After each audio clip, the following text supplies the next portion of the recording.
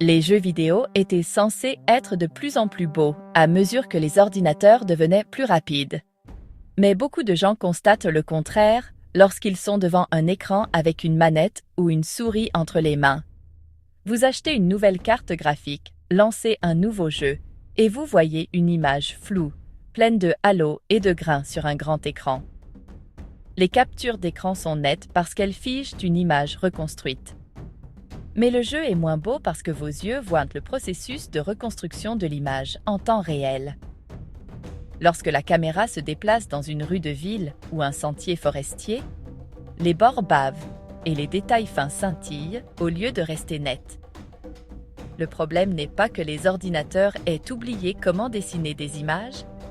Le problème est que les jeux ne dessinent plus l'image de la manière à laquelle la plupart des joueurs s'attendent.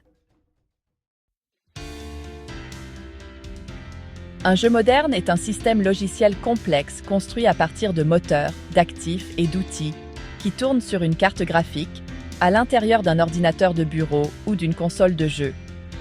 Le rôle principal du système de jeu est d'afficher des images à l'écran aussi rapidement et clairement que possible, tout en réagissant aux commandes du joueur via un clavier, une souris ou une manette. Le jeu doit afficher un monde détaillé, se déplacer de manière fluide et réagir instantanément aux actions du joueur. Chaque image exige de l'ordinateur qu'il calcule la géométrie, l'éclairage, les textures et le mouvement, le tout dans des délais très courts, mesurés en millisecondes. Si le système de jeu ne respecte pas ces limites, le mouvement saccade et les commandes semblent lentes. Dans les générations précédentes, les développeurs devaient justifier le coût de chaque objet à l'écran. Lorsqu'un personnage marchait dans un couloir, les murs étaient des formes simples, les objets lointains étaient cachés par le brouillard et les bâtiments en arrière-plan étaient des images plates. Vous pouvez le visualiser en regardant d'anciennes séquences de jeu sur un écran moderne où les formes larges sont claires et les détails superflus sont absents. Ces limites forçaient les développeurs à prendre des décisions minutieuses sur ce qui comptait le plus pendant le jeu. Une porte se distinguait d'un mur parce que sa forme et sa couleur étaient différentes. Un ennemi se distinguait de l'environnement parce que l'éclairage et le contraste étaient contrôlés manuellement. Le système résolvait le problème en réduisant la complexité et en préservant la clarté. Abonnez-vous, s'il vous plaît. À mesure que le matériel s'améliorait, les jeux sont entrés dans une période où une résolution et des fréquences d'images plus élevées pouvaient être atteintes simultanément. Un ordinateur de bureau puissant pouvait afficher une image nette directement à la résolution du moniteur, avec un mouvement stable et des bords nets. Le mouvement reste lisible car chaque pixel à l'écran était réellement dessiné par la carte graphique. Durant cette période, les développeurs de jeux ont résolu le problème en utilisant la puissance brute du matériel pour augmenter les détails sans sacrifier la réactivité. Au fil du temps, cela a habitué les joueurs à s'attendre à ce que l'achat de meilleur matériel se traduise toujours par une image plus nette. Cette attente a été brisée lorsque les jeux ont commencé à reposer fortement sur des techniques de reconstruction. Au lieu de dessiner l'image complète à la résolution de l'écran, cela commence maintenant souvent par une image plus petite. Ensuite, le logiciel étire et reconstruit cette image pour remplir l'écran en utilisant les données de mouvement et les images précédentes. Vous pouvez imaginer cela comme un jeu dessinant une image basse résolution, puis la lissant et l'affinant avant qu'elle n'atteigne votre moniteur.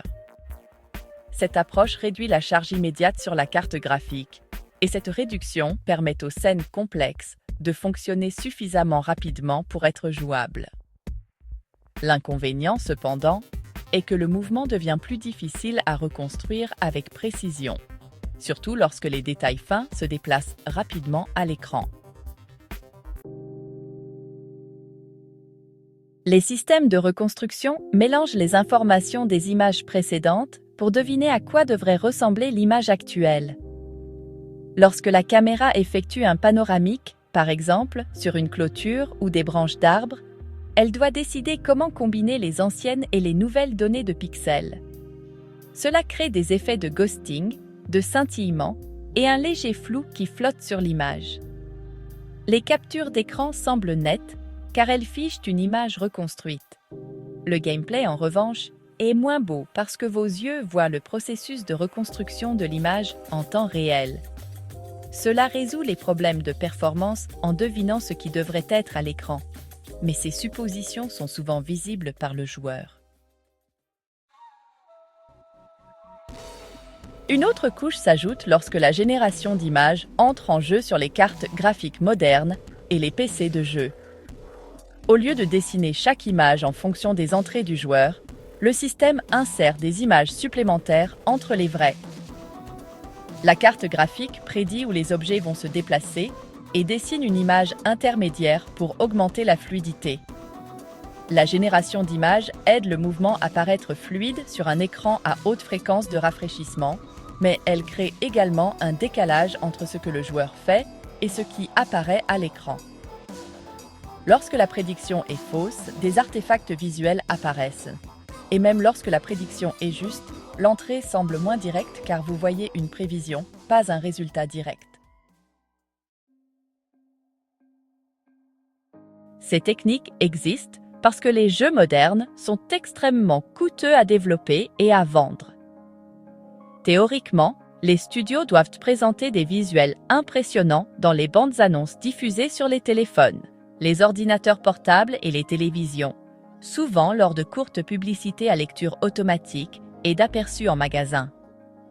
Une capture d'écran d'une flaque d'eau réfléchissante ou d'un visage détaillé vend plus d'exemplaires qu'un graphique montrant un faible délai d'entrée ou une cadence d'image stable.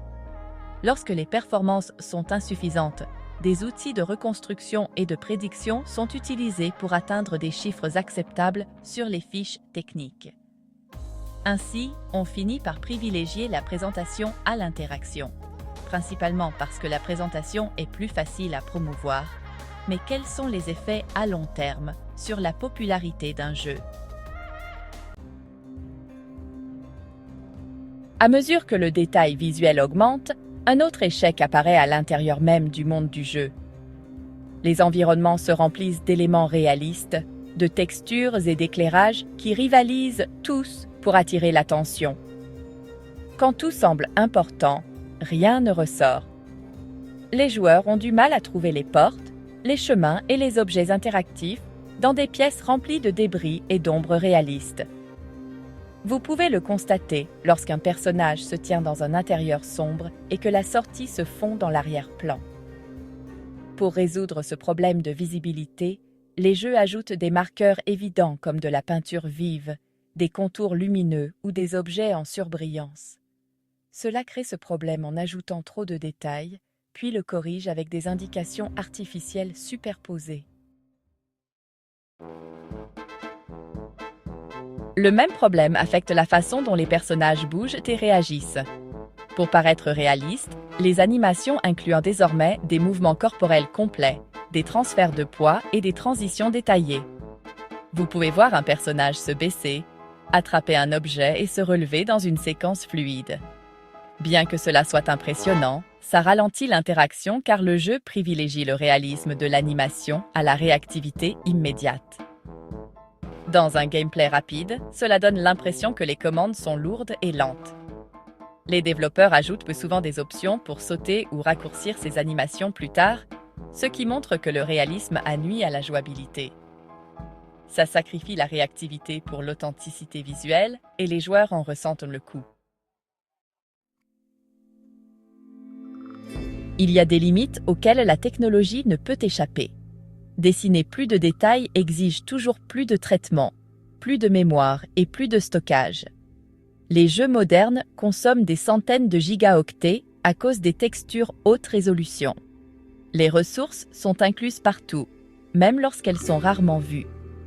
Vous pouvez le constater lorsque vous installez un jeu qui occupe plus d'espace qu'un système d'exploitation entier. La compression et l'optimisation demandent du temps et des efforts, et ces coûts sont souvent évités. L'industrie du jeu vidéo transfère le fardeau aux joueurs, qui achètent des disques plus grands et du matériel plus puissant. La limite n'est pas la créativité, mais la praticité. Et cela compte parce que cela détermine qui peut réellement jouer.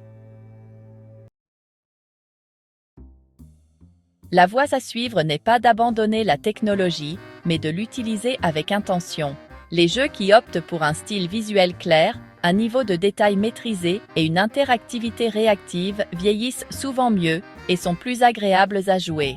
La valeur marketing des critiques positives est une considération réelle trop souvent négligée. La meilleure approche est celle où les graphismes servent le gameplay au lieu d'entrer en compétition avec lui. Peu importe la puissance du matériel, la prédiction et la reconstruction auront toujours des limites. C'est cette différence qui explique pourquoi certains jeux sont épuisants après 1 heure, tandis que d'autres sont fluides même sur du matériel plus ancien. Ce qui compte vraiment en pratique, ce n'est pas à quel point un jeu semble réel sur une image fixe, mais à quel point il est clair et réactif lorsqu'un joueur s'y déplace réellement. Merci beaucoup d'avoir regardé. S'il vous plaît, aimez et abonnez-vous. Et